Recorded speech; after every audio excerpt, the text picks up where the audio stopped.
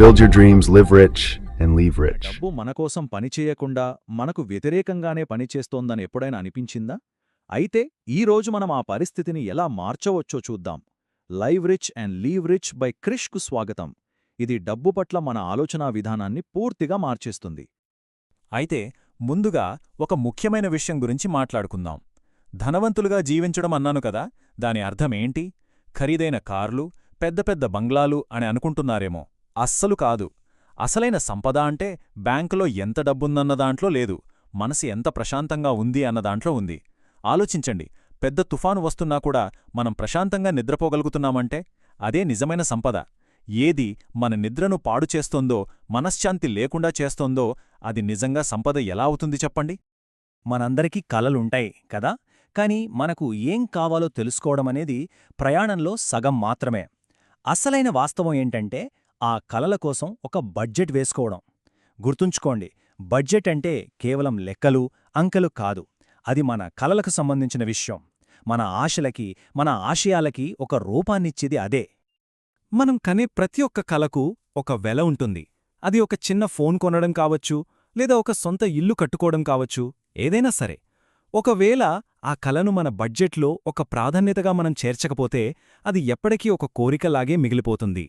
కాబట్టి మన కలలకి ఒక ధర కట్టి వాటిని మన బడ్జెట్లో భాగం చేద్దాం. మన కలల్ని నిజం చేసుకుందాం.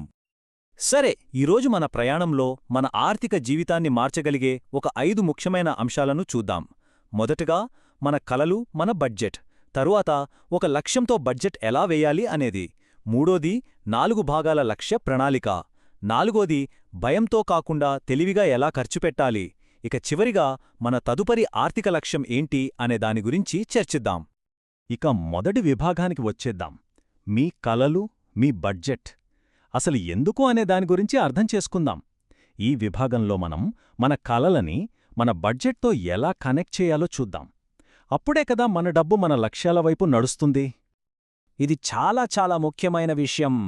మన బడ్జెట్, అది మన భవిష్యత్తును నిర్ణయించే ఒక శక్తివంతమైన సాధనం. మన భవిష్యత్తును అద్భుతమైన అనుభవాలతో నింపుతుందా, లేదా అయ్యో అలా చేసి ఉండాల్సింది అనే పశ్చాత్తాపాలతో నింపుతుందా అనేది మన బడ్జెట్టే నిర్ణయిస్తుంది. అందుకే మనం కష్టపడి సంపాదించే ప్రతి రూపాయికి ఒక సరైన దారి చూపించడమనేది చాలా అవసరం. మన దగ్గరున్న డబ్బుకి ఒక ఉద్యోగం ఇస్తే ఎలా ఉంటుంది? వినడానికి కొంచెం ఆశ్చర్యంగా ఉంది కదూ, కానీ ఈ విభాగంలో మనం అదే నేర్చుకోబోతున్నాం. అంటే ఒక లక్ష్యంతో బడ్జెట్ వేయడం. సింపుల్గా చెప్పాలంటే మనం సంపాదించే ప్రతి రూపాయికి ఒక నిర్దిష్టమైన పనిని అప్పగించడం. ఈ గోల్ బేస్డ్ బడ్జెటింగ్ అంటే మన డబ్బుకి ఒక జీపీఎస్ పెట్టినట్టన్నమాట. అంటే దానికి ఎక్కడికి వెళ్లాలో, ఎలా వెళ్లాలో, అసలెందుకు వెళ్లాలో చాలా స్పష్టంగా తెలుస్తుంది. మనం పొదుపు చేసే ప్రతి రూపాయికి ఒక స్పెసిఫిక్ జాబ్ ఇస్తాం. అప్పుడు మన డబ్బు ఎటో యాదృచ్ఛికంగా ఖర్చవ్వదు. అది మన జీవిత లక్ష్యాల కోసం చాలా చురుగ్గా పనిచేస్తుంది. తెలివిగా ఖర్చు పెట్టడానికి ఇదొక సింపుల్ అండ్ పవర్ఫుల్ రూల్.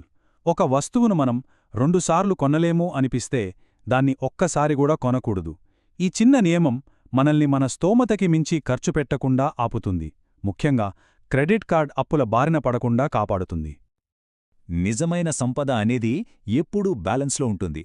అంటే డబ్బు ఆదా చేయాలి కదా అని చెప్పి ఈరోజు జీవితాన్ని పూర్తిగా త్యాగం చేయాల్సిన అవసరం లేదు. మన బడ్జెట్లో సరదా కోసం, విహారయాత్రల కోసం కూడా తప్పకుండా కొంత డబ్బు కేటాయించాలి. ధనవంతులుగా జీవించడమంటే ఇదే, ఈ రోజును ఆస్వాదిస్తూనే రేపటి భవిష్యత్తును నిర్మించుకోవడం. ఇది చాలా సీరియస్ విషయం. ప్రపంచంలోనే అత్యంత ఖరీదైన పడక ఏదో 5 స్టార్ హోటల్లో లేదు, అది హాస్పిటల్లోనే ఐసీయూలో ఉంది. మన ఆరోగ్యం, అదే మన అతిపెద్ద సంపద. సరైన ఆరోగ్య బీమా లేకపోతే ఒకే ఒక్క మెడికల్ ఎమర్జెన్సీ చాలు దశాబ్దాలుగా మనం కష్టపడి కూడబెట్టిన సంపదనంతా క్షణాల్లో కరిగించేయగలదు. అందుకే ఆరోగ్యం, దాని రక్షణ, వీటికి ఎప్పుడూ మొదటి ప్రాధాన్యత ఇవ్వాలి. సరే, ఇప్పటిదాకా మనం థియరీ గురించి మాట్లాడుకున్నాం. ఇప్పుడు ప్రాక్టికల్గా ఏం చేయాలో చూద్దాం. మన ఆర్థిక లక్ష్యాలను సాధించడానికి ఒక సింపుల్ ఇంకా చాలా పవర్ఫుల్ ఫ్రేమ్వర్క్ ఉంది. అదే ఈ 4 భాగాల లక్ష్య ప్రణాళిక. మనకు ఎలాంటి ఆర్థిక లక్ష్యమున్నా సరే దాన్ని ఈ 4 భాగాలుగా విడగొట్టొచ్చు. ఉదాహరణకి ఒక 5 ఏళ్లలో ఇల్లు కొనాలనుకుంటున్నామనుకోండి. టైం లైన్ 5 సంవత్సరాలు. టార్గెట్ వాల్యూ అంటే ఎంత కావాలి? ఒక 20 లక్షల డౌన్ పేమెంట్ అనుకుందాం. ఇన్వెస్ట్మెంట్ వెహికల్ అంటే ఆ డబ్బు ఎక్కడ పెరుగుతుంది? దాన్ని మ్యూచువల్ ఫండ్స్లో పెట్టొచ్చు. ఇక ఎగ్జిట్ స్ట్రాటజీ, ఆ 5 ఏళ్ల తర్వాత ఆ ఫండ్స్ను అమ్మి డబ్బును ఎలా చేతికి తెచ్చుకోవాలి అనేది. మన లక్ష్యం యొక్క కాలపరిమితి అదే మన పెట్టుబడి వ్యూహాన్ని నిర్ణయిస్తుంది. అంటే షార్ట్ టర్మ్ గోల్స్ 1 నుండి 3 ఏళ్లలోపు లక్ష్యాల కోసం మనం తక్కువ రిస్కున్న ఫిక్స్డ్ డిపాజిట్ల లాంటి వాటిని ఎంచుకోవాలి. ఎందుకంటే డబ్బు సేఫ్గా ఉండాలి. అదే లాంగ్ టర్మ్ గోల్స్ 7 ఏళ్లకు పైబడిన వాటి కోసం ఈక్విటీ మ్యూచువల్ ఫండ్స్ లాంటి వాటిలో కొంచెం రిస్క్ తీసుకోవచ్చు. ఎందుకంటే మార్కెట్ ఒడిదుడుకులను తట్టుకోవడానికి మనకు చాలా సమయముంటుంది. మన ఆదాయాన్ని ఎలా పంచుకోవాలి? దీనికి ఈ 50-30-20 రూల్ అనేది ఒక మంచి స్టార్టింగ్ పాయింట్. అంటే 50% మన అవసరాలకి, ఇంటి అద్దె, కిరాణా, ఈఎంఐలు లాంటివి. 30% మన కోరికలకి, వినోదం, బయట తినడం లాంటివి. ఇక మిగిలిన 20% మన భవిష్యత్తు లక్ష్యాల కోసం పెట్టుబడులకి. అయితే ఇదొక గైడ్లైన్ మాత్రమే. మన అవసరాలు, లక్ష్యాలను బట్టి ఈ నిష్పత్తిని మనం మార్చుకోవచ్చు. ఇది చాలా ముఖ్యమైన ఆలోచన. ఖర్చులను తగ్గించుకోవడానికి ఎప్పుడూ ఒక లిమిట్ ఉంటుంది. ఇంకా తగ్గించాలి అనుకుంటే అది మన జీవితాన్నే కుదించేస్తుంది. కానీ ఆదాయాన్ని పెంచుకోవడానికి ఎలాంటి పరిమితి లేదు, అపరిమితమైన అవకాశముంది. కాబట్టి మన ఫోకస్ అంతా పరిమితులపై కాకుండా అవకాశాలపై ఉండాలి. మన ఆదాయాన్ని పెంచుకోవడానికి కొత్త మార్గాలను వెతకాలి. మన ఆర్థిక ప్రయాణంలో మనం ఎలాంటి తప్పులు చేయకూడదు? ఈ విభాగంలో మనం సాధారణంగా చేసే కొన్ని పొరపాట్లేంటి, వాటిని ఎలా నివారించాలి అనేవి చూద్దాం. తెలివిగా ఖర్చు చేద్దాం, భయంతో కాదు. మనం తరచుగా చేసే కొన్ని పొరపాట్లు ఇవి. ద్రవ్యోల్బణం అంటే ఇన్ఫ్లేషన్ను పట్టించుకోకపోవడం. ఇది మన డబ్బు విలువను సైలెంట్గా తినేస్తుంది. జీతం పెరిగినప్పుడల్లా ఖర్చులు కూడా పెంచేయడం, దీన్నే లైఫ్ స్టైల్ క్రీప్ అంటారు. మూడ్ బాగోలేదని ఎక్కువ ఖర్చు చేయడం, క్రెడిట్ కార్డులమో ఇష్టమొచ్చినట్టు వాడటం.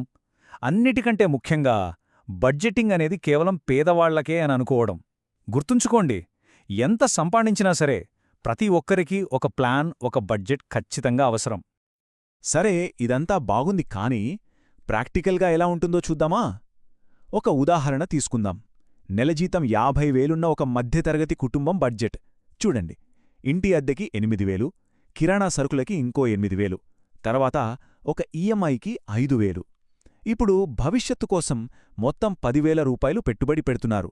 అందులో పిల్లల చదువు కోసం 5,000, రిటైర్మెంట్ కోసం 3,000, ఇంకా ఎమర్జెన్సీ ఫండు కోసం 2,000, తర్వాత ఇన్సూరెన్స్ ప్రీమియంలకి 3,000, పెట్రోల్, బట్టలకి కలిపి 6,000. ఇక్కడితో అయిపోలేదు. ఇప్పుడు అసలు విషయం చూడండి.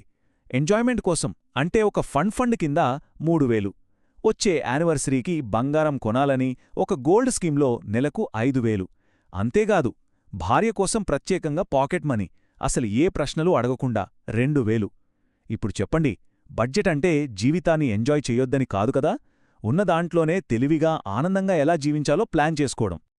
ఈ విభాగాన్ని ముగించే ముందు ఒక ముఖ్యమైన మాట. సంతోషకరమైన జీవితాన్ని నెలవారీ వాయిదాలలో అంటే ఈఎంఐలలో కొలవలేం. దాని మనశ్శాంతితో మాత్రమే కొలవగలం.